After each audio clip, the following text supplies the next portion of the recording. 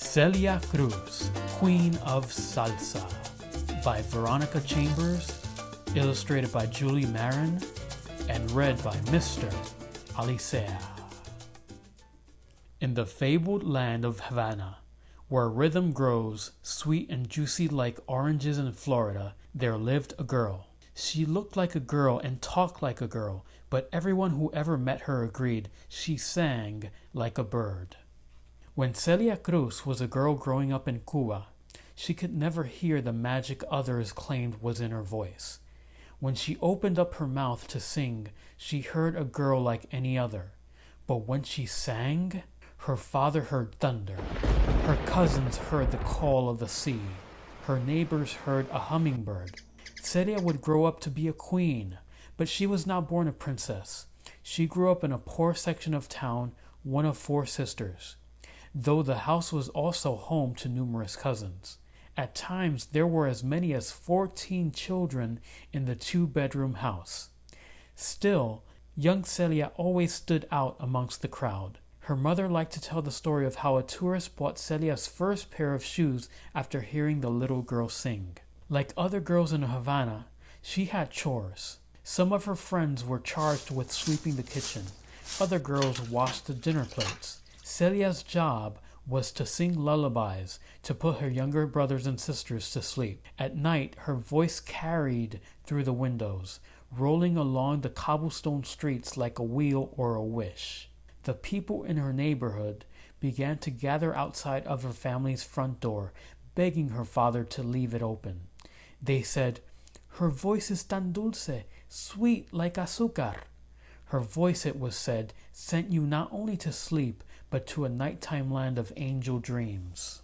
Always shy and more than a little independent, Celia mistook the gathering crowds for busybodies, watching her every move. "Ay, por favor," she pleaded. "If you don't leave, these little ones will never get to sleep." Despite her initial shyness, she could not stop singing. In the afternoon after school, she would listen to the rapid-fire calls and cries of the pregón, the street vendors calling out of their wares. In time, people would recognize the passion and pulsating cries of the pregón in Celia's unique vocal style. In high school, she began singing in school shows and local clubs.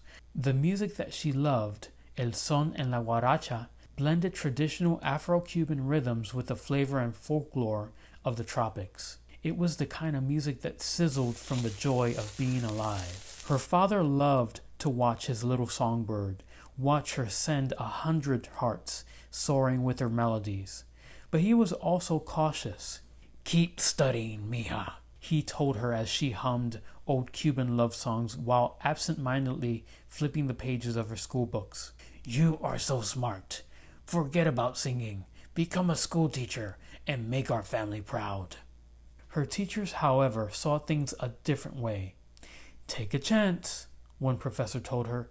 "With your voice, you could earn in a day what it takes me a year to make." But it is not easy to take a dream planted in your heart and make it grow in the world. Celia was unknown and did not have the kind of connections that easily open doors. Still, she jumped at every opportunity. Talent contests at the National Theater and amateur nights on the radio.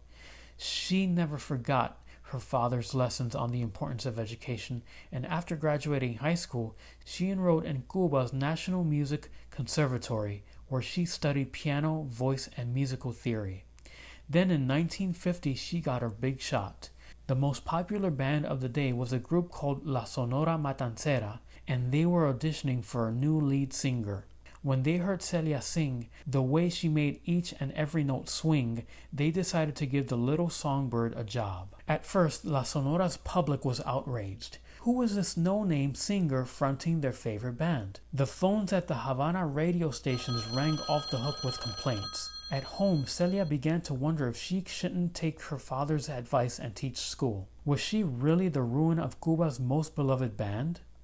She stood by the window, looking out at the stars she feared she would never join, and Celia asked herself, "Why do I sing? Is it for fame and fortune and for the fans that do not exist?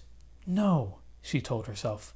"I sing for my parents, the ancestors, and the saints." I sing because when I lift my voice up high, I feel like the first pájaro of the day, whistling buenos dias to anyone who will listen. I sing for my little brothers and sisters and the sweet expressions on their faces when they finally fall asleep. Although Celia was seriously thinking about giving up her dream, her bandmates refused to allow her to quit. As a group, they rewrote the history of Cuban music with new arrangements and a fresh, innovative style. By the time she left Cuba in 1960, Celia was as beloved throughout the country as the men who made music with her. She even earned an affectionate nickname from her thousands of fans. They called the group Café con Leche, coffee with milk, because Celia's skin was very dark and her bandmates were very fair. In the United States, she became a citizen and her talent was rewarded with a permanent contract at the Hollywood Palladium. But once she left Cuba, politics dictated that she could never return. She would never walk again the streets of her beloved Havana. She would never again hear the cries of the pregón that were the bass and treble of Cuban street life. It was a heartache she carried her whole life through. Still, she kept her heart open. Lost loves made room for new loves, and it was there in Hollywood, that factory town of movies and dreams, that the young princess of salsa music fell in love with a knight in shining armor. His name was really Knight, Pedro Knight. He was the lead trumpet player of the Palladium Orchestra, and while he dazzled her with his high notes, he won her love with his understanding. She told him that her heart would always be split in 3 pieces, and only one part would belong to him. One part of her heart belonged to the music, and the third piece would always live in Cuba. Celia knew that she had met more than her husband.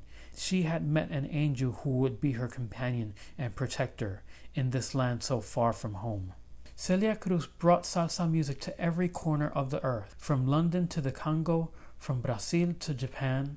She recorded over 20 gold albums and is known the world over as the Queen of Salsa. For more than 40 years, Pedro Knight was her king. Celia's performance trademark was a full-throated shout of azúcar. It's the Spanish word for sugar, and the only word many say that so perfectly described her voice. In the fabled land of Havana, where rhythm grows sweet and juicy like oranges in Florida, there lived a girl. She looked like a girl and talked like a girl, but everyone who ever met her agreed she sang like a bird.